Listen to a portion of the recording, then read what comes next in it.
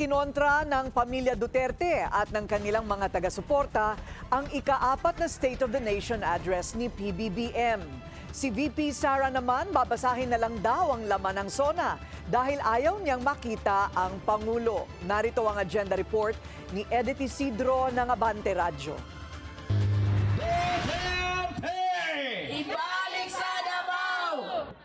Sinabayan ng tiwanag na People's SONA sa Freedom Park sa Davao City ang ika-4 na SONA ni PBBM. Dumalo rito ang iba't ibang grupo ng mga taga-suporta din ng pamilya Duterte.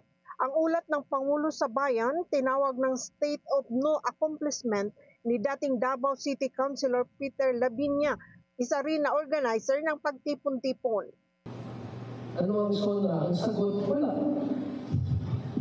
Walang programa, walang projects, walang kwenta. Ang SONA sa kanila,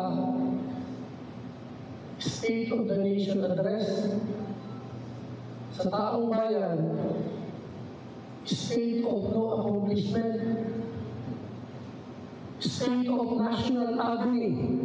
That's the true state of the country. Si VP Sara hindi lang sa batasan pangbansa iisnabin ang SONA, hindi rin daw siya manunood online. Aniya, kisa mas stress, iwas na lang daw siya.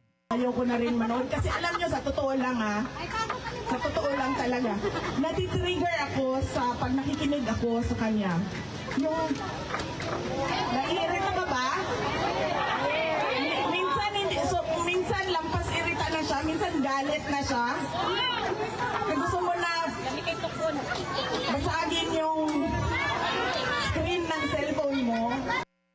Pero babasahin pa din daw ni VP Sara ang kopya ng SONA para malaman ang di umano'y pambubudol ng administrasyon. Gaya raw ng 20 pesos per kilo na bigas, project ng Pangulo.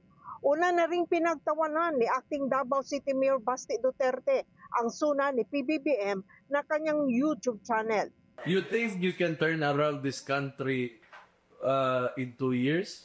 You have done so much damage already. Wala na.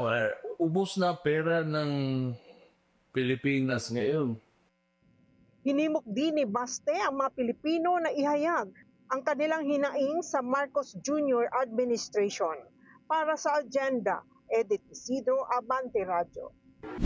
Manatiling nakatutok sa Bilyonaryo News Channel. Sumubaybay sa aming social media accounts at mag-subscribe sa aming YouTube channel para sa mga bago at eksklusibong balita.